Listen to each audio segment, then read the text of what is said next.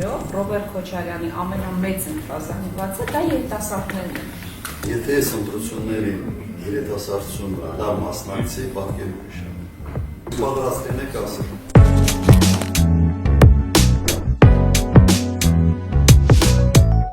Բարև ձեզ, պարոն նախագահ, Ագնեսա, մեր փոդքասթի հերթական թողարկումն ենք նկարում, մեր գործընկերուհի Աննա Գրիգորյանելի կարևոր նախընտրական գործերով կապանում եմ, ես եմ հյուրընկալվել էլի փոդքասթում, առաջարկում եմ անցնող օրերի կարևոր իրադարձությունների վրայով անցնենք, տեսնենք ինչ է կատարվել, ինչ արձագանք ա եղել Հայաստանի իշխանություններից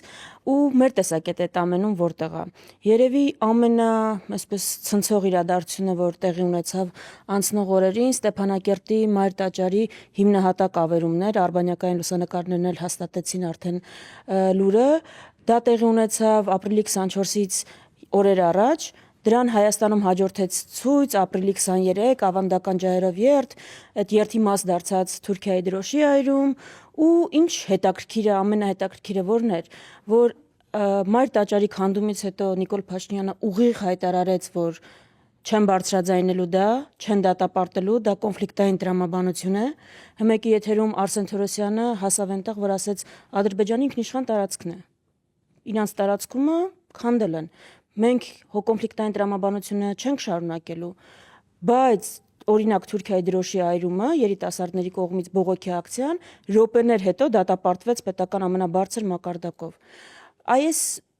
ու դատապարտվեց նաև Ադրբեջանի կողմից։ Հիմա սինխրոն էլի։ Հիմա այս ինչի դրսևորում, այս ինքնիշխանության դրսևորումը, այս կոնֆլիկտային տրամաբանության մեջ չմտնելու դրսևորումը, ասենք մենք այդ վիճակում ենք, որ մեր եկեղեցիները որ քանդեն, հայ որ սպանեն, չպիտի արձագանքենք, որովհետև դա պատերազմ կլինի, սենց պիտի ապրենք, ինչ է էլի ձեր տեսակետը։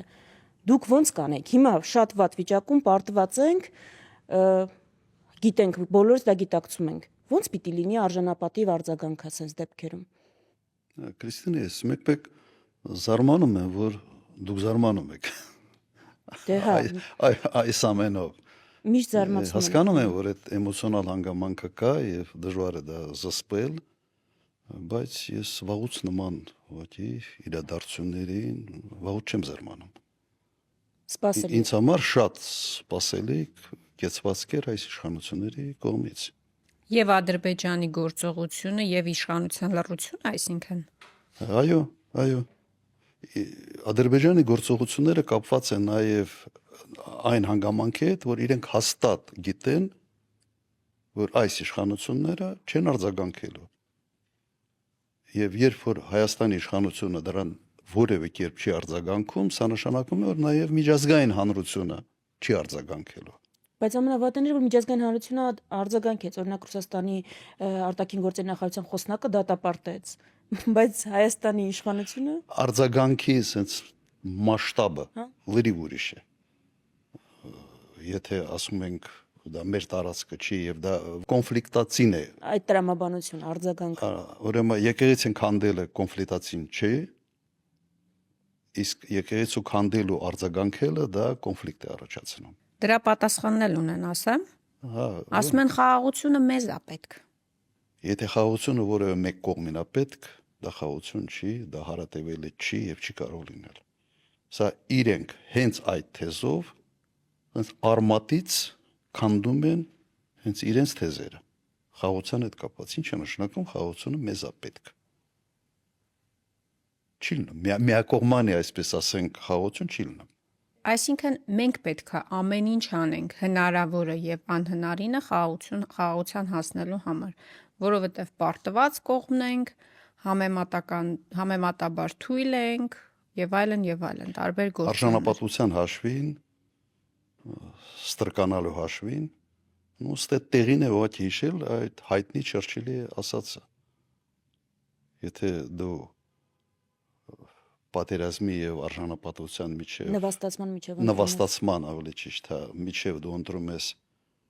նվաստացումը, ապա ստանում ես եւ նվաստացում եւ պատերազմ։ Հայտնի շատ արտահայտություն է Չերչիլի եւ ինքը դա արեց հենց կապված պատերազմ խաղաղություն դիսկուրսի հետ ժամանակին։ Երկրորդ համաշխարհային պատերազմի հենց սկիզբն էր։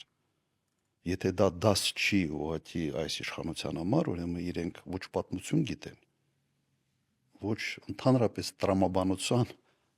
որևէ շրջանակներում տեղավորվում է իրենց այդ բանը լոգիկան, էլ ինչ ոնց են մտածում։ Եթե մի բառով էլի ձևակերպելու լինեմ, ասենք շարունակում ենք էլի փորձում ենք խորքին հասնել։ Մի բառով ըստ էության իրենց ասածը այն է, որ մենք արժանապատվություն ունենալու եւ ավելի բարձր դասելու արժանապատվությունը դրա ռեսուրսը չունենք։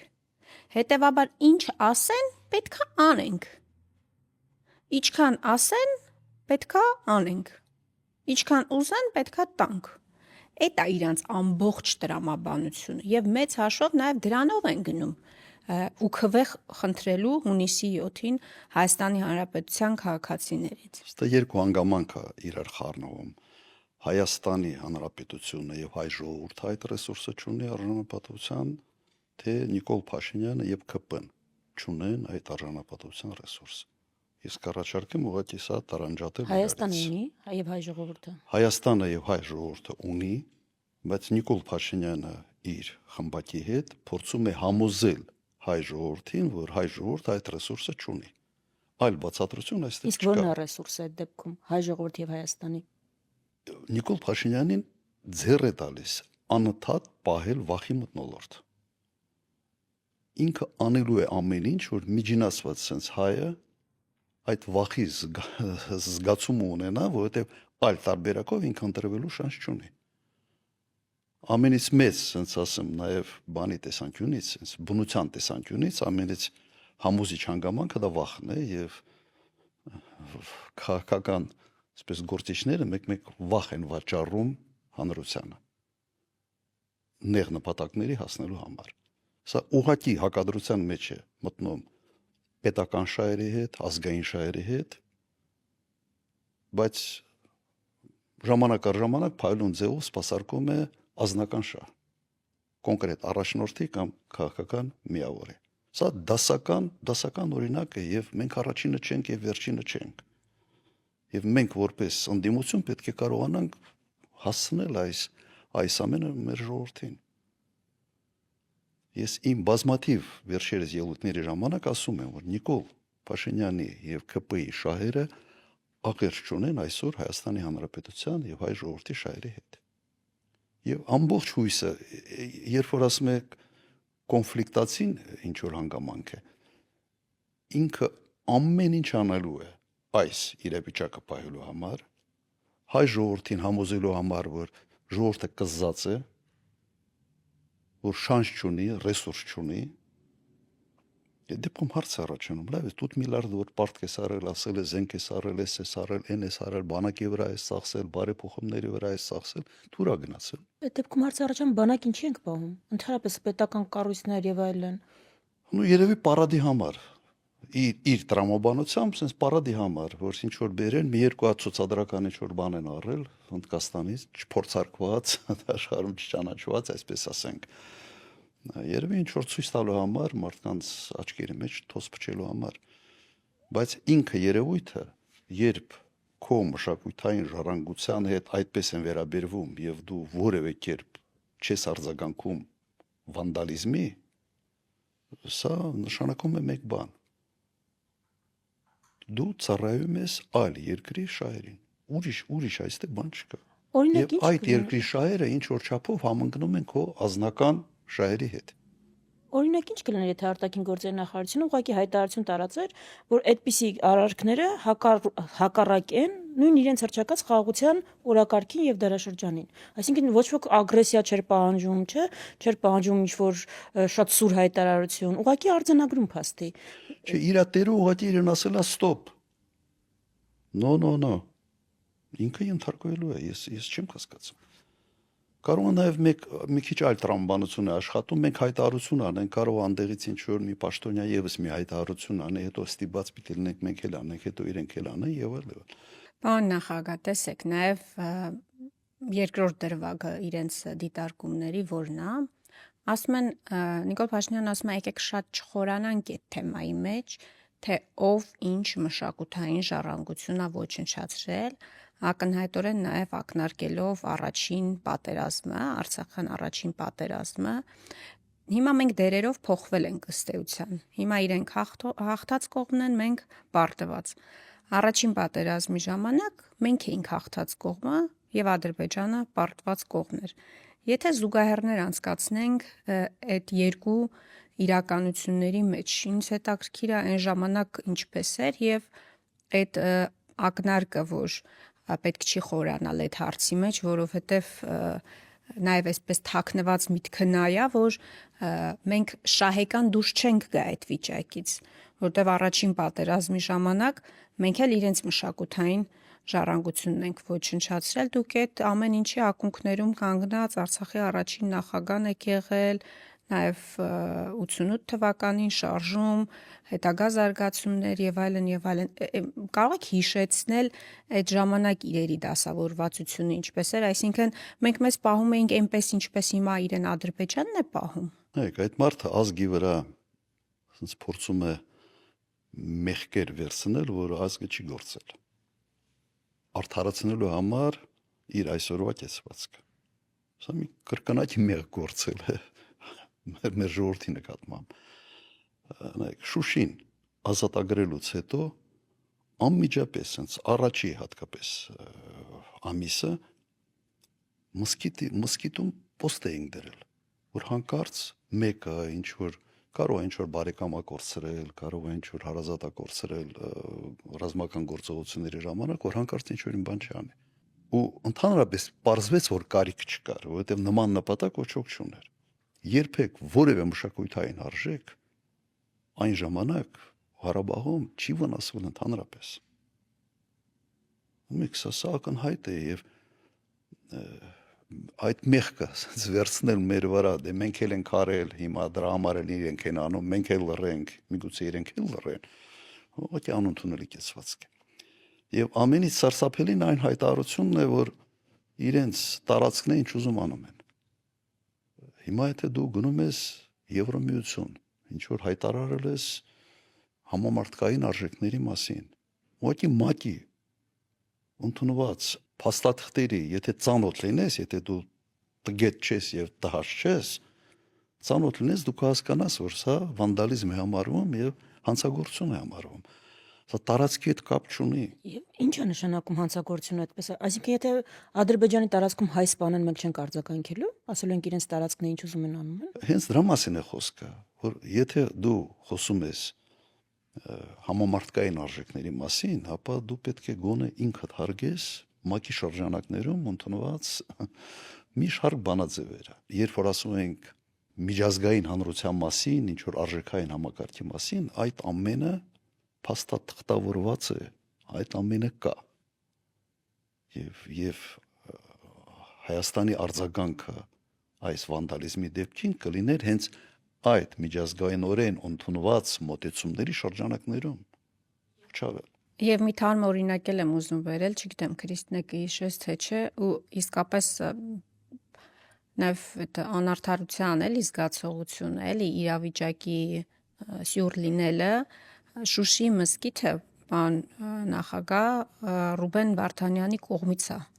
վերականգնվել, վերանորոգվել 14-19 թվականներին։ Այդ երկրորդ անգամ։ Այո, մեկ անգամ իմ ժամանակ մենք։ Այո, երկրորդ անգամ։ Տարբերություններ էլի։ Ու հիմա Ռուբեն Վարդանյանը Բաքվի բանտում է, Նիկոլ Փաշինյանն էլ արդարացնում է Ադրբեջանի բոլոր քայլերը ու գործողությունները սկսած 88 թվականից։ Նաև հետ է գնում։ Այսինքն գնում է պատմություն ու 88 թվականից սկսած բոլոր քայլերը ու գործողությունները, նաև այսօրվա իրականացրած հանցագործությունները, այո, ձեռքերը լվանալու քաղաքականությունն է ըստ էության վարում։ Ինչ թվում է։ Նայեք, Ադրբեջանի քաղաքականությունը այդ առումով չի փոխվել ընդհանրապես։ Երբ Ռամիլ Սաֆարովը հերոսի կոչում ստացավ հայ սպային գլխատելու համար բան Բուդապեշտում է, չեմ սխալվում։ Գուրգեն Մարկարյանը։ Հա, Հունգարիա։ Հերոսի կոչում ստացավ։ Ալիևը իր ինքնաթիռ ուղարկեց եւ բերեցին տեղափոխեցին այդ մարդուն Բաքու։ Հիմա ոնց որ խոսում է խաղաղության մասին, բայց վանդալիզմի դրսևորումները շարունակում են։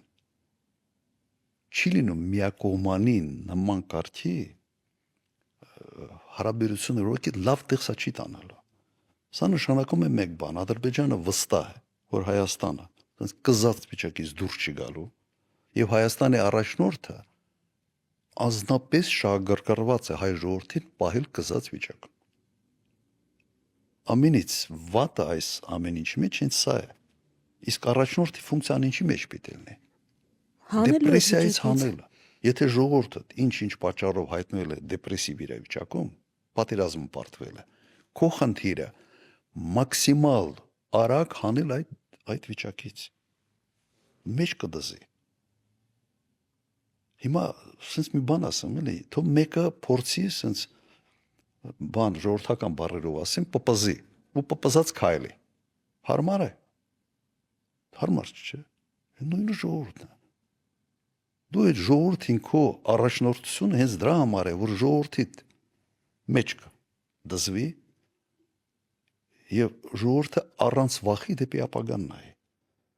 Դու ասում ես sense պպզած վիճակում, sense ապագան նայենք, բայց այդ ապագան ուղղակի կախված է Ալիևի տրամադրությունից։ Եկեղեցի քանդի վաղը մեկ ուրիշ բան կանի, ինչ ուզի անի։ Սա առաջնորդի կեցվածք չի։ Կոնեք ես չգիտեմ, եթե դուք գիտեք, ասեք, ուրիշ խաղաղության օրինակ, որտեղ քո հետքը ոչնչացնում են, գերիներ են պահում ու օկուպացված տարածքներ ունեն։ Ես տենց խաղաղության օրինակ չգիտեմ աշխարհում պատմության մեջ։ Այդպիսի մի հատ իրավիճակ ու դա խաղաղություն անվանել։ Եվ երկրորդը, հո մենք չենք ուզում էմոցիոնալ արձագանք, ուղղակի արձագանքի համար, նույնիսկ արժանապատվության։ Այդ արձագանքը պետք էր, որպեսզի հաջորդ անգամ Ադրբեջանը երբ ինչ որ քայլ անի, նմանատիպ ուզենա անի,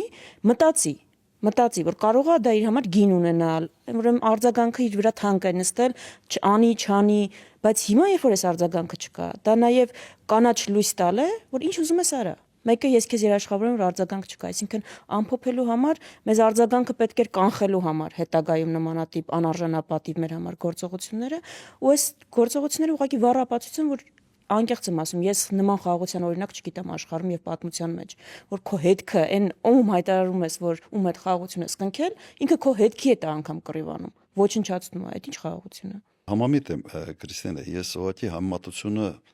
միգուցե հետեւյալը հետ անեմ, առաջի պատերազմում մենք ունեցել ենք համոզիչ հաղթանակ, բայց երբեք մեզ թույլ չենք տվել, օրինակ ես երբեք թույլ չեմ տվել որևէ անհարգալից հայտարարություն Ադրբեջանի ժողովրդի նկատմամբ, երբեք, ոչ էլ ղեկավարության նկատմամբ։ Մեր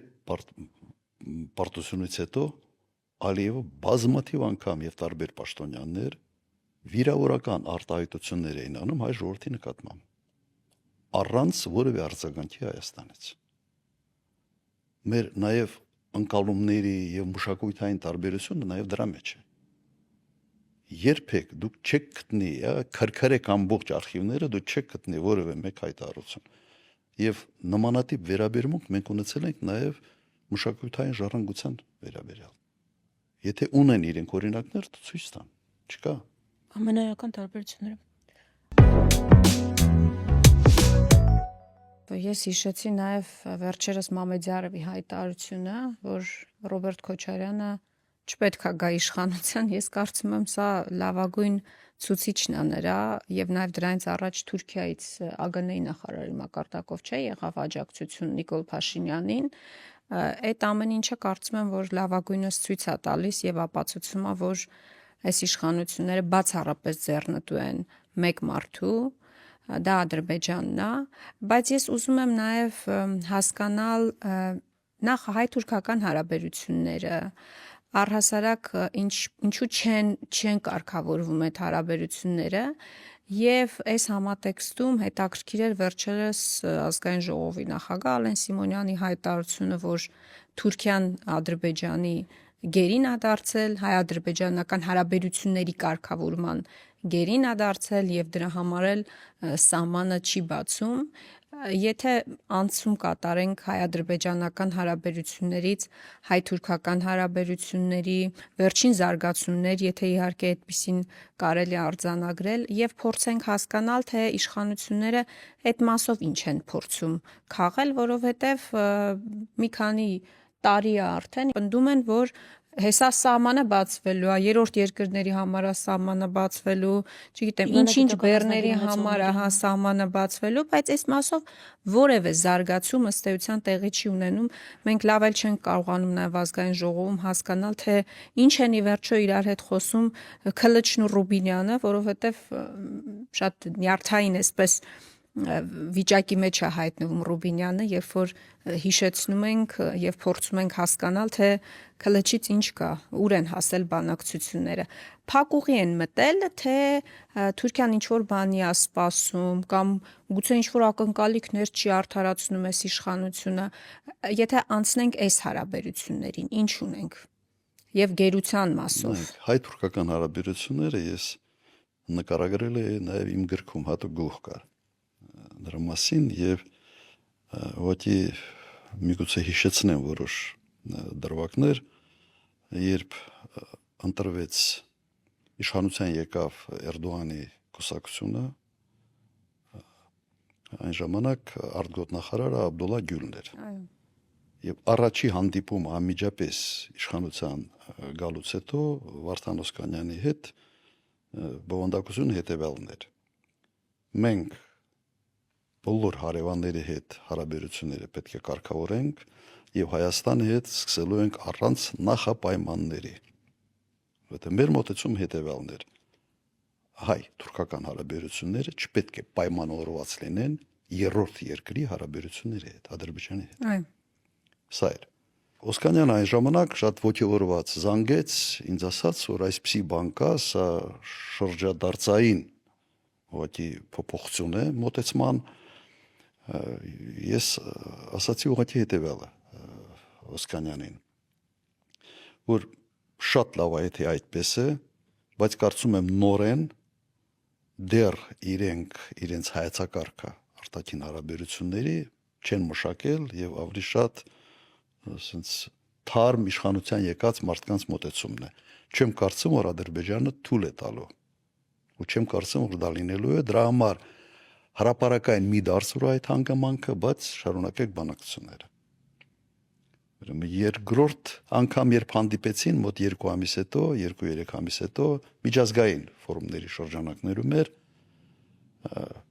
շատ ավելի ուրիշ ձև էր, արդեն Գյուլը ասաց, գիտես վիճակը ավելի բարդ է, մենք ասենց գերագնահատեցինք, այսպես ասենք, մեր հնարավորությունները, մեր օպտիմիզմը, հա, միգուցե ինչ որ քայլեր կամաց փոքր քայլերով եւ այլ, Օսկանյանին զանգեց, ասաց, բա սենց է, ասի Վարդան, երրորդ անգամ ավելի վատ է։ Ոնց որ լրիվ զրոյական էջին են գալու, երրորդ հանդիպման ժամանակ եկել ենք ճիշտ այն կետը, որից սկսում էինք։ Եվ ինձ համար պարզ էր, որ հայ-թուրքական հարաբերությունները Թուրքիան միշտ կապելու է Ադրբեջանի հետ մեր հարաբերություններից։ Բայց ո՞նց է կարող Ադրբեջանը թելադրի Թուրքիային։ Այդ դրվագը հարցը թելադրելու հարցը չի։ Իմ տպավորությամբ Թուրքիայի ազդեցությունը Ադրբեջանի վրա մի քիչ գերագնահատված է, որովհետև Ադրբեջանը կարևոր դերակատարություն ունի այսպես թուրքական աշխարհի հետ Թուրքիայի ավելի լայն իմաստով քաղաքականությանը։ Հետո Ադրբեջանը բավական մեծ նավթամուղեր, գազամուղեր, ասած ինվեստիցիոն ծրագրեր է լուծել եւ այդ ամենը Թուրքիայի միջոցով է արվել, Թուրքիայի տարածքով։ Ստե կապը մի քիչ ավելի օրգանիկ է, էթնիկ կապը Թուրքիայի ընդհանուր այս Թուրանի ծրագրի հետ կապված կապը եւ տնտեսական կապերը շատ ավելի մեծ են, քան Հայաստանի հետ հնարավոր տնտեսական զարգացման արդյունավետությունը։ Այսինքն Թուրքիան իսկապես հայ-ադրբեջանական հարաբերությունների կարգավորման գերին է։ Մի ճիշտ բան ասել է։ Բայց այնինչ ինքը ասել է, ես առնվազն մի 15-20 տարի ասում։ Չէ, այդ հայտարարության խնդիրը բայց ուրիշ է։ Ալեն Սիմոնյանը մի շաբաթ առաջ դրանից ասել էր, որ Ադրբեջանը մեր անվտանգության երաշխավորն է։ Հիմա ասում է անվտանգության երաշխավորը չի թողնում, որ երրորդ երկիր ապա շրջափակի մեզ, սահման բացի։ Այսինքն, այդ ինչ անվտանգության երաշխավոր ունենք մենք, որ գնում է բանակցություններ վարում, արգելում է ապա շրջափակումը, երբ որ հայտարարում են, որ Ադրբեջանի հետ ենք մենք ապա շրջափակում։ Այսինքն, այս մի դրվագի մասն է։ Մեր հարաբերությունները Թուրքիայի հետ շատ արագ ինձ համար պարզ էր, որ Թուրքիան այս հարցը կապելու է Ղարաբաղի կարգավորման հետ, Ադրբեջանի հետ մեր հարաբերությունների հետ։ Ինձ համար ես չէի կասկածում եւ այնինչ հիմա ասված է, մենք մի 15-20 տարի առնվազն դրա մասին խոսում ենք։ Եվ երկրորդ խնդիրը այն է, որ մենք այս 4 տարի ասում ենք, որ Թուրքիան նախապայմաններ ունի, բայց ասում են չէ, ոչ մի նախապայման չունի։ Եվ հիմա այդ հայտարարության առաջին մասում ասում է, չգիտեմ սահմանը ինչի չեն բացում, սկզբից իրանք պահանջեցին, որ Ղարաբաղի հարցը լուծի, հետո Հայաստան-Ադրբեջան խաղաղության համաձայնագրի հարցը դրեցին, մենք բանակցեցինք, 17 կետի շուրջ պայմանավորվեցինք, բայց միևնույնն է, սահմանը չեն բացում։ Այսինքն մի հատ խոստովանում են, որ նախապայմաններով են գնացել։ Նայեք, հետո իրենք ակնարկ են անելու, ասելու են ձեր հերբից Արարատը հանեք, պասպորտներից արդեն հանեցին եւ այսպես շարունակ։ Իրենք մեր Հայաստանի իշխանության թուլության sense փոչից բռնել են եւ անընդհատ ինչ որ բաներ են պարտադրելու։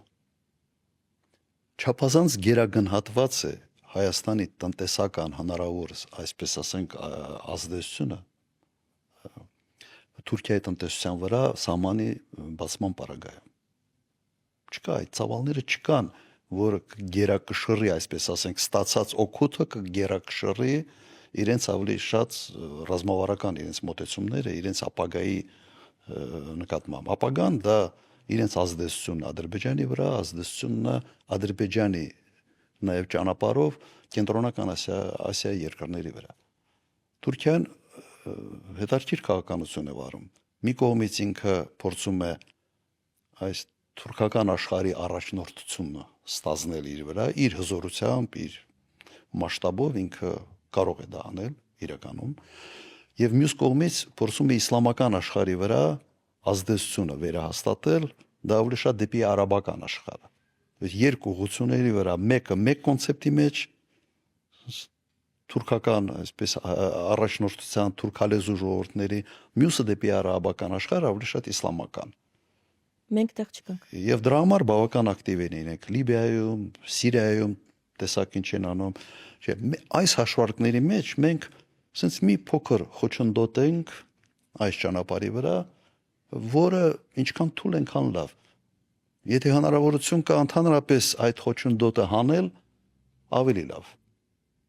Եվ սա այս ընդհանուր պատկերի մեջ է այս ամենը արվում։ Եվ եթե Հայաստանի իշխանությունը այդ պատկերը չի տեսնում, չի հասկանում, թե քո հարևան երկիրը ինչ կարգի ամբիցիաներ ունի եւ իր քաղաքականության մեծ պատկերը ինչպիսինն է, ոչ այս իշխանությունը իր տեղում չի։ Կամ փորձում է այդ պատկերի մեջ տեղավորվել։ Սենց քիչ խոչընդոտ լինելով, այլ հակառակ Էրդողանի գիրքը թևի տակ պահելով եւ սենց բանով ոնց որ շեֆին ակնածանքով անենց հայացքով էր նայում, սա մի ուրիշ բան էր։ Այդ նկարը մի ինչ որ խարան ալնելու այդ մարդու վրա է, սենց գիրքը թևի տակ։ Դե բայց Ալենը փաստորեն հասկացել է։ Հիմա եթե հասկանալով արդեն դա անում է, ավելի վատ։ Մի դեպքում կարանք ասենք դե լավ հարիվ, հա, կամ սենց ապուշությունից էլ չէ մարդ կարող է անկեղծ չհասկանալով ինչ որ բաներ անի, որ արդյունքում բերի ապուշությունների։ Բայց եթե մարդ հասկանալով անում, սա նույնիսկ ես ավելի վատ բան կա, ավելի վատ որակում կտայի։ Այսինքն, եթե ամփոփելու լինենք, չսպասել հայ-թուրքական սահմանի բացման։ Սահմանի բացման միշտ ունեցել եմ հետևյալ մոտեցում։ Մենք սահման չենք փակել։ Իսկապես մենք չենք փակել։ Բոլոր բանակցային գործընթացներում եվրոպացիների հետ ասում ենք հետևյալը. սահմանը մենք չենք փակել, մեր կողմից բաց է։ Մեզ մի համոզեք, որովհետև սկզբնական շրջանում երբ ես ընտրվեցի նախագահ Հայաստանում, եվրոպացիների հետ բավական ակտիվ էր մեր հանդիպումները եւ ինձ փորձում էին համոզել, թե սահմանը պետք է բացել։ Ասում ստոպ։ Իսկ ո՞վ է փակել։ Զարմանում էին։ Երբ ասում էինք, որ մենք նախապայման չենք դնում ոչ ցեղասպանության ճանաչման հարցը, ոչինչ որ տարածքային պահանջներ ունենք Թուրքիայի նկատմամբ, մեր կողմից սահմանը բաց է։ Համոզեք մեր թուրք գործընկերներին։ Նույնիսկ երբ որ Թուրքիան այն ժամանակ ակտիվ բանակցում էր Եվրոմիության անդամակցության, տեխնացու էր անդամակցելու, ես նույնիսկ մի քիչ sense զարմանալի էր եվրոպացիների համար, բայց ասում է մենք կողմ ենք որ Թուրքիան մասնակցի Եվրոմիությանը։ մենք անմիջական սահման կունենանք Եվրամիության հետ։ Դրա վրա են շատ զարմանում, ասենց մի քիչ բաներ, ասենց Aikido-ի այսպես անկալում կարել այդ ընդհանրապես թեմայի մեջ։ Բայց իհարկե հետո հետևյալն է ասում, որ եթե Թուրքիան այնքան վերափոխվի, որ կարող է դառնալ Եվրամիության անդամ, մենք միայն կողջունենք։ Ուրեմն Թուրքիան մեզ համար սպառնալիք այլևս չի լինելու, եթե Թուրքիան կիսի եվրոպական արժեքները եւ այդ չափի բարեփոխվի, ինչի պետք է դեմ լինենք։ Եվ շատ արագ այդ ընկալումը գնաց եւ մենք բոլոր մեր հարաբերություններում անի հետ Եվրամիության հետ, Եվրոհազնաժողովի հետ միշտ ընկալում է այսպեսիններ, որ հայկական կողմը շատ ռացիոնալ եւ կոնստրուկտիվ է։ Եվ փորձում էին թուրքական կողմին համոզել։ Մենք երբեք խնդիր չենք ունեցել եւ երբեք որևէ ագրեսիվ դրսեւորում մենք չենք ունեցել։ Ես շահագրգռված եմ եղել մեկ բանի մեջ, չանել որևէ քայլ, որը Թուրքիային եւ Ադրբեջանին ավելի կմոտեցնի իրար։ Եվ դա հաջողվում էր։ Ամենից մեծ սխալներից երևի մեկը նա էր, որ 18-ից 20 թվականը Հայաստանի իշխանությունները ծայրահեղ հայտարարություններ էին անում նաև Թուրքիայի դեմ։ Նաև Թուրքիայի դեմ։ Սենց միանգամից հեղափոխությունից հետո Հայաստանում իրենց թվաց, թե իրենք սենց համաշխարհային դեմքեր են եւ ամբողջ քաղաքակիրթ աշխարհը անպայման Հայաստանի կողքին կանգնած է լինելու։ Այդ գերագնահատումը եղավ։ Եվ սա ավելի շատ կոնսոլիդացրեց Ադրբեջանի եւ Թուրքիային։ Ակնարկ եղել է, օրինակ Արարատ սիմվոլը մի քիչ օգտագործեք, որ ցեղասպանության հարցը մի քիչ տարբեր տեղեր բարձրաձայնեք։ Երբեք ցեղասպանության հարցով եղել է Էրդողանի նամակը ինձ, որ թողեն գիտնականներին ու այդ առաջին մասը շահարկում են, մենակ այդ հատվածը։ Թողը գիտնականներին ես ասացի, որ մենք պատրաստ ենք առանց նախապայմանների հարաբերություններ կառուցել եւ հարաբերություններ կառուցելը եւ սահման բացելը դա գիտնականների հարց չի, այլ առաջնորդների եւ կառավարությունների հարցն է։ Դա բաց նամակ էր իր կողմից, բաց պատասխան էր իմ կողմից։ Դրանից հետո արձանագրություններն էին, արդեն ինձանից հետո արձանագրություններն էին, որի ժամանակ եւս ես արտահայտվեցի, որ չեմ տեսնում սրա շարունակությունը։ Եվ այդպես էլ եղավ։ Բայց կռիվը ինչի համար է Արարատի դեմ էս։ Անձնագրերը տեսել եք, չէ՞ նոր։ Արարատը հանել են կարդացել եմ, սա ավելի շատ գիտեք ինչ է։ Այս մարդիկ ուզում են ամեն ձևի ցույց տալ, որ իրենք պատրաստ են անել ավել, քան նույնիսկ պահանջվում է իրենցից։ Ես չեմ կարծում, որ Թուրքիայից որևէ մեկ ասում, ձեր հանձնագրում Արարատի նկարը չի լինի։ Վերջի այդ տեսարանի սեփականատերը մենք ենք։ Դու սկսել ես արդեն պայքարել տեսարանների դեմ։ Ինչ է նշանակում նկարենք այն ֆոնից, որ դեպի ներս։ Դե մի հատ մեծ պատ կառուցենք, կամարդել ենք, տուգանենք, տուգանելում լավ են։ Արարատի վրա նայելու ուղղակի հիմարության գագաթնակետ է ինձ համար անհասկանալի։ Կարեն չդնեին չէ խորվիրապ ընդհանրապես չլիներ խորվիրապ, որ մի հատ էս հարցը չառաջանար, ինչի Արարատը կա, ինչի չկա։ Ուրեմն դիտավորություն է, չէ՞։ Դուք կյանքում ես չգիտեմ, հանդիպել եք երևի մարդկանց, որոնք ասենց օրինակ միտեղ աշխատում է եւ բավարար գիտելիք չունի, բավարար հմտություններ ուղղակի չունի, փորձ չունի, բայց փորձում է գցնելով ինչ որ կարիերան, ինչ որ բանի հասնի։ Իմ մոտ այդ տպավորությունն է։ Երևի հանդիպել եք չէ նման մարդկանց, որոնց ամենից մեծ բանը, ասենց հմտությունը դա գցնելն է, մեկ ուրիշի հմտությունը գիտելիքների մեջ է, կարգապահության մեջ է, դիսցիպլինայի մեջ է, արդյունք տալու մեջ է եւ կապված արդեն շեֆից։ Շեֆը ավելի շատ ինչն է գնահատում։ Գցնելը թե գիտելիքները, թե արդյունավետությունը աշխատանքում։ Հիմա այս մարդիկ ընտրել են այս ճանապարհը եւ այս ճանապարհը ավելի համահունչ է երևի իրենց տեսակին։ Երբ որ իր սեփական թիմակիցներին ասում է ուսապարկ են։ Սա ինչ է նշանակում։ Կարծիք չունեն։ Իր շուրջը ինք հավաքում մարդկանց, որոնք կամ նշանակում են պաշտոնների մարդկանց, որոնք մեկ SMS-ով պատրաստ են գործը թողել գնալ։ Հետո կարող է մեկ SMS-ով ընդունում են աշխատանքի, որոնք ընդունում են, որ իրենք տգետ են։ Կառավարության նիստի ժամանակ հայտարարեց, չէ՞, որ մենք բոլորս տգետ ենք։ Մեկը ձեն չանեց, մեկը չկաղնեց, չասեց ստոպ։ Պարոն վարչապետ, ես տգետ չեմ։ Մեկը ասեց դա։ Բոլորը համաձայնվեցին։ Սա նշանակում է մեկ բան։ Ուղղակի հավաքված է մի թիմ, որտեղ ուղղակի այդ մշակույթը չկա։ Սեփական կարծիք ասելու, եթե պետք է ինչ որ թեմայի վերաբերյալ նաև ինչ որ ասել մի կարծիք, որը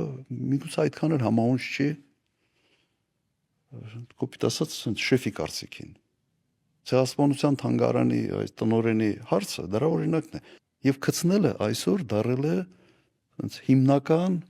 առաջխաղացման, նաև ցուցակում հայտնվելու մոտիվացիա։ Լավ ես գցնում։ Այ մեկը չգցնես, չէ՞, բանը Հովիկ Աղազարյան։ Հա, Աղազար։ Հայտնվեց որ Դե ռեկորդը սահմանելա կարծում եմ Գյումրիի հայտնի Սարիկը, չգիտեմ տեսել եք թե չէ, ասում է որ առանց Նիկոլ Փաշինյանի չկա Հայաստան։ 18 թվականին Նիկոլը հրապարակում հայտարարում էր, ասում էր կամ ես կլինեմ վարչապետ, կամ Հայաստանը չի լինի։ Հիմա իրենց Սարիկը ասում է, որ առանց Նիկոլ Փաշինյանի Հայաստան չկա։ Գնանք մեռնենք։ Ну նման կարգախոսներ կա նաև Հյուսային Կորեայում, որ ասում են առանց Քիմ Չեն Իրի Հյուսային Կորեա չկա։ Նույնիսկ Սադամ Հուսեյնի մոտ դա չի եղել այդ կարգի բան կամ Լիբիայում չի եղել։ Կարող է վերաբերմունքը այդպեսին դեր, բայց այդ լկտիության չէին ասնում, էլի։ Պաստար չէին սարքում։ Եվ ամենից պաստար չէին սարքում, եւ ամենից հետաքրքիրը նա է, որ դա կատարվում է մի երկրում, որը օրենք է ընդունել Եվրոմիության անդամակցության մասին։ Հիմա եթե որևէ եվրոպական երկրի ղեկավար ես ուղղակի պատկերացնում եմ նման կարգի մի հայտարարություն անի կամ նման մի պաստար հայտնաբերվի, օրինակ Լեհաստանում մի պաստար հայտնաբերվի, որ առանց Դոնալդ Տուսկի Լեհաստան չկա։ Այդ մարդ հաջորդ օրը ուղղակի կզրկվեր պաշտոնից։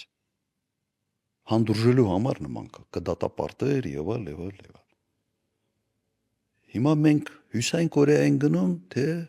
Եվրոպա ենք գնում։ Մի հատ կողմնորոշվեք։ Իսկապես պետք է կողմնորոշվել։ Հնայք, ինձ բանը հիշեցրեց մի պատմություն մոտ 2000 տարի առաջ Հռոմի կայսերը Ներոնն էր։ Շատ հայտնի կայսեր էր նրանով, որ որոշել է, որ ինքը ամենից լավ երգիչն է, ինքը ամենից լավ դերասանն է եւ ինչ որ խումբ էր ստեղծել վարչաբենդի պես, բայց ավելի շատ sense թատերական, ինչ որ երգչական այն ժամանակ բենդ անունը չէին օգտագործում, բայց մոտավորապես sense ասեմ Ներոնի վարչաբենդը։ Ժամերով ներկայացումներ էր տալիս, երգում էր եւ բոլոր ենթականների ստիպում էր ժամերով մարդիկ նստում էին եւ լսում։ Ժամերով։ Նույնիսկ տեղից դուրս գալու միակ ձևը նա է, որ դու իմիտացիա անես, որ ուշաթափվել ես։ Եվ ուշաթափված վիճակում միայն հնարավորություն ունեն, որ իրենց հանում էին այդ թատրոններից։ Սա հայտնի պատմական փաստեր են։ Ինձ շատ էր նմանեցնում հիմա այդ ամբողջ այնց պետական համակարգի քաղցարայողներով, ինչ որ այդ թատերական այդ բաներով, որ մարդ հանկարծ համարում որ ինքը ամեն ինչի մասնագետն է, ամենից լավ եւ այլ։ Բայց ինչով այդ պատմությունը ավարտվեց։ Վերջը զզվացրեց այնքան, որ Սենատը որոշում կայաց հայտարարեց Ներոնին ժողովրդի թշնամի, ասենց ապստամբություն եղավ, Ներոնը փախավ, վերջում ինքնասպան եղավ։ Եվ այդ ինքնասպանության ժամանակ ինքը ասեց հետևյալը. «Էս ինչ դերասան է մահանում»։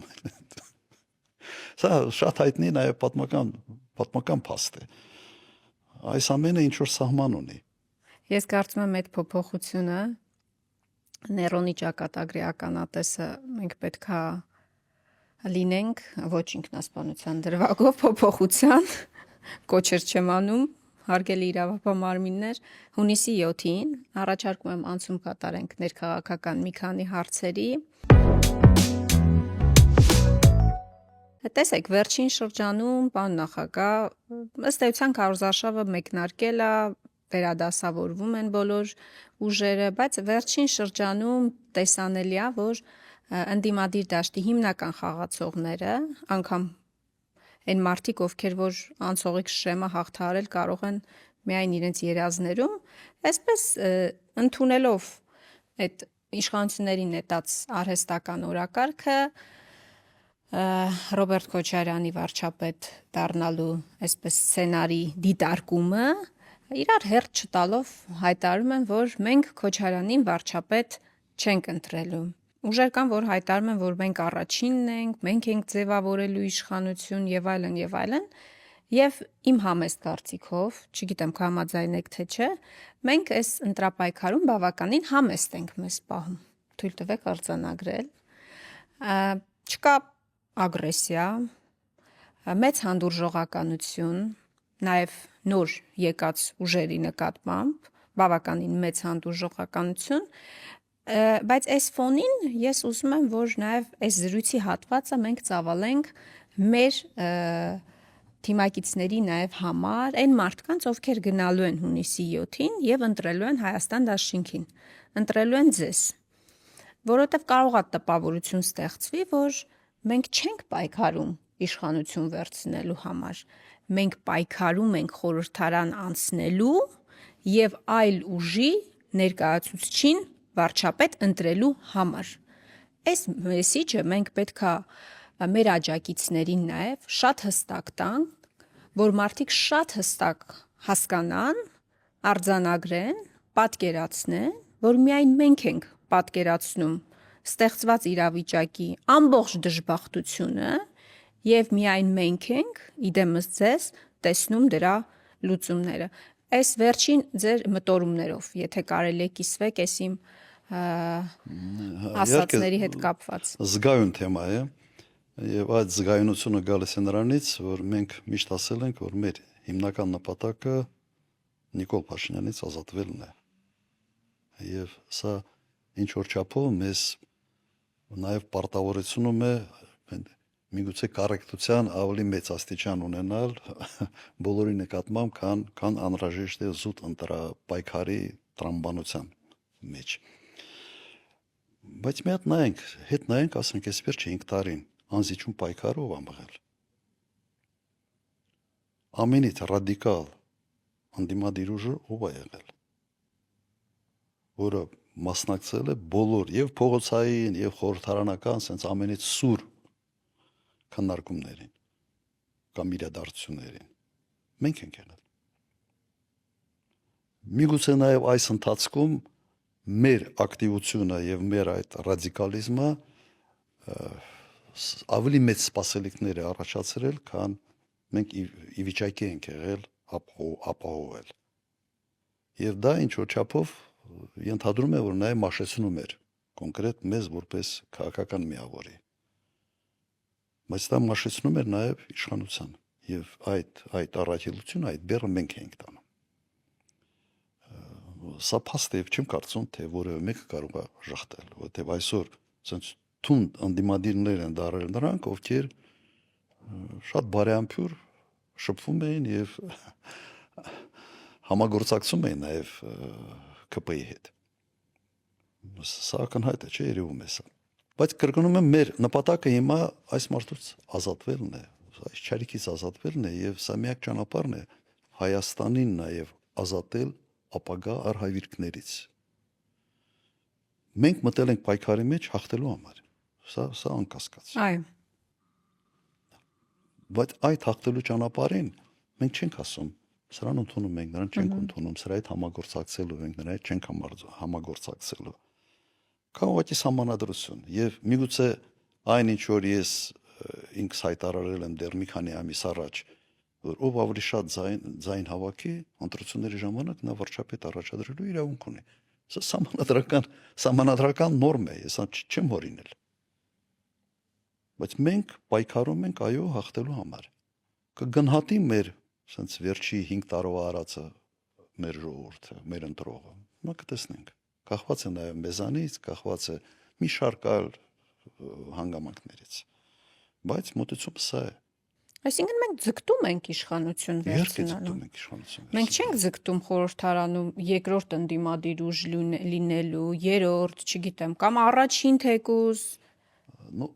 Սենց ասեմ, ես Որտեվ ձեր հայտարարությունը, պարոն նախագահ, կներեք, որտեվ ձեր հայտարարությունը այս ընթացքում ես ուզում եմ արձանագրել, որ շատ կոնկրետ մանիպուլացնում են։ Շատ կոնկրետ մանիպուլացնում են որոշ մարդիկ։ Հիմա չեմ կարծում ես երբևէ որևէ հայտարարություն եմ արել, որը չեն փորձել մանիպուլացնել։ Ես կզարմանայի, եթե չփորձեին դա անեին, չէ՞։ Հիմա այսպիսի վիճակում ենք, հիմա պետք է պայքարենք, մենք երևի բոլոր այդ խոշոր միավորներից ամենից ուշն ենք սկսել ընտրապայքարը, քարոզարշավը դեռ չի սկսել, sense պաշտոնական այդ քարոզարշավի փուլը մտնելու ենք եւ փորձելու ենք համոզել մեր ընտրողին, որ ճիշտ ընտրությունը Հայաստան դաշինքն է։ Ճիշտ ընտրության բանաձևը Քրիստինեն է լավ տվել, պարոն նախագահ, համաձայն ես մեր այս դիպթարկումների հետ։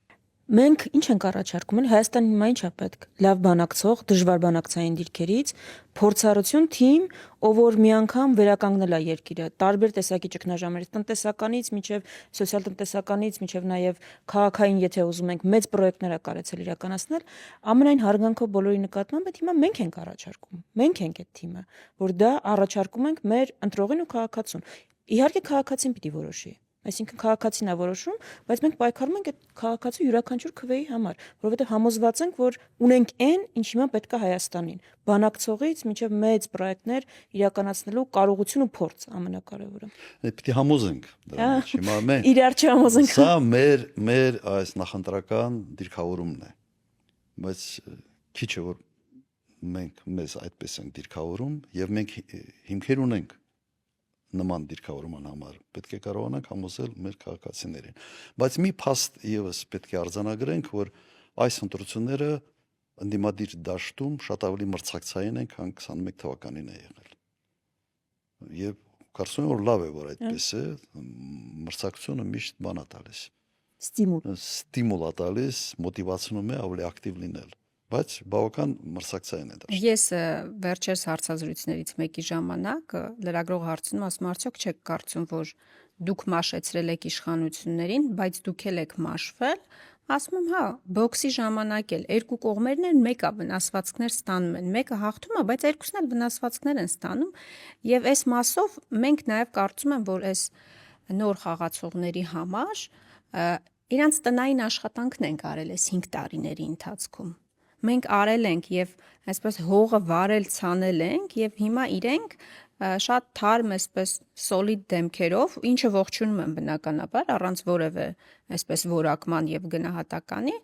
բայց կարծում եմ, որ դա իսկապես ակնհայտ է, որ իրենց համար տնային աշխատանք ենք մենք արել քաղաքական դաշտում։ Իրանք հիմա մենք իրենց համար չենք արել։ Չէ, մենք Հայաստանի Հանրապետության համար ենք արել, հայ ժողովրդի համար ենք արել։ Իրենք ուղղակի հնարավորություն ունեն այդ աշխատանքից արդյունքներից օգտվել։ Այո, այդ պտուղներից իրանք էլ օգտվելու հնարավորություն ունենք։ Հա, համաձայն եմ։ Հիմա ավարտելով, ամփոփելով մեր հաղորդումը, պարոն նախագահ, Թաթուլը Հակոբյան, լրագրող, մի գրառում արել, նաև նշելով ինձ, հետևում է մեր ոդքասթերին։ Եվ հիմա պետքա ես այդ հարցը բնականաբար հնչեցնեմ, որպես սոլիդարություն նաև իմ գործընկերոջ իհարկե նկատմամբ, եւ քանի որ նաև թեման է ըստ էության հետաքրքիր հաշվի առնելով վերջին ձեր հարցազրույցում արված են գնահատականի, որ ամենամեծ բանը ինչի համար փոշմանել եք, դա այսպես իշխանության ժառանգորդի ընտրությունն է, որին հաջորդեց նախագահ Սարգսյանի հայտարարությունը, որ ինքը դրա մասին 20 եւ ավել տարի գիտեր, ինքը միշտ իմացել է դրա մասին եւ հիմա դուք դրա մասին խոսում եք բաց եւ հրապարակային։ Թաթուլի հարցը ո՞րն է։ Թաթուլ ասում է արդյոք ձեր եւ Սերժ Սարգսյանի միջև եղել է լուր համաձայնություն, անխոս համաձայնություն կամ գուցե բաց այսպես պայմանավորվածություն, որ պետքա գործարկվի Մեդվեդև-Պուտին այսպես փոխանցման, իշխանության փոխանցման տարբերակը ես քեզ դու ինձ սկզբունքով հետաքրքրվում է արդյոք նման բան եղել է եւ արդյոք ձեր հարաբերությունների վրա դա է ըստ էության անդրադարձել։ Ես զարմանում եմ, որ ընդհանրապես նման հարց առաջանում է։ Որովհետև ես իմ գրքում դրա մասին շատ անկեղծ գրել եմ։ Գիտեք ինչն է ամենից վատը, մարդիկ ինչ որ կոնստրուկցիաներ են կառուցում իրենց երևակայության մեջ եւ ավելի շատ հավատում են այդ կոնստրուկցիաներին, քան այն ինչ շատ կոնկրետ օրինակ ես շարադրել եմ գրքում։ Որևէ պայմանավորություն չենք ունեցել։ Որևէ մտադրություն քաղաքականությամբ զբաղվելու չեմ ունեցել։ Եթե ունենայի, վերջի այդ հնարավորությունը այն ժամանակ կար եւ լծակներ պահելու եւ պայմանավորություններ ձեռք բերու չի եղել որևէ նման բան։ Ցանկություններ չեք ունեցել, այսինքն որևէ ցանկություն չեմ ունեցել։ Ինչ վերաբերվում է այն հայտարարությանը, որ ուրիշներն էին դա ասում այդ երրորդ նախագահի, չէ, բայց հիմա սկզբնաղբյուրը ասաց, չէ, այդպիսի հայտարարություն արվեց, ես իմ վերաբերմունքը վարվող քաղաքականության նկատմամբ 2009-ից սկսած երևի 8-ի վերջից մինչև 18 թվականը արել եմ իմ անունից։ Իմ համաձայնությունը կարևորագույն հարցերի վերաբերյալ ես տարբեր հարցազրույցներով հաճախակի չէր, բայց տարին գոնե 1-2 անգամ կարևոր հարցերի վերաբերյալ արտահայտվել եմ։ Անհամաձայնությունը։ Այո, անհամաձայնությունը ես արտահայտել եմ ինքս, իմ անունով, բայց դա չէր նշանակում, որ ես ձգտում ունեի ինչ որ գալ իշխանության։ Այլ հարց է, որ այո, այն ժամանակ իշխանությունը եւս միշտ համարում է, որ չի կարող այդ ձգտումություն ունենալ, անպայման պիտի փորձի։ Եվ պրևենտիվ, այսպես ասենք, կանխարգելիչ ձևով փորձում էին անընդհատ իմ դեմ, ասենց բավական լայնածավալ քարոզություն իրականացնել տարբեր լրատվամիջոցների։ Դու դրա մասին խոստովանություն էլ եղավ ակնհայտ։ Այո, եւ խոստովանություն եւ հայտնի զրույցը մեկ պաշտոնյայի Միացյալ Նահանգների դեսպանատան աշխատողի հետ, որը նաեւ Wikileaks-ով, եթե չեմ սխալվում, հրապարակվել է։ Չեմ ունեցել նման ցանկություն եւ այդ չունենալու փաստը մեր ընդհանուր շփման մակերեսի միջոցով ես մի քանի անգամ փոխանցել եմ։ Ասել եմ հանգիստ մնացեք, չունեմ այդ ցանկությունը։ Բայց ես չեմ ուզում, որ ձեր այսօրվա քայլերը նույնացվեն իմ հետ։ Ես չեմ ուզում, որ մտածեն, որ մենք միասին ենք, ես այս ամեն ինչի հետ հաշտ եմ։ Այսպես էր։ Եթե հիշում եք, եւ սահմանադրական բարեփոխումների նկատմամբ այն ժամանակ ես արտահայտվեցի եւ հայ-թուրքական արձանագրությունների մի շարք այլ sense կարևոր sense հնչողություն ունեցող հարցերի վերաբերյալ ես հենց ինքս էի հարցազրույցներ տալիս եւ կարծիք արտահայտում։ Ես կարծում եմ, որ մենք պետքա շարունակենք մեր ճանապարհը եւ գնանք դեպի հաղթանակ միասին եւ վստահեցնենք մեր ժողովրդին, որ մենք այս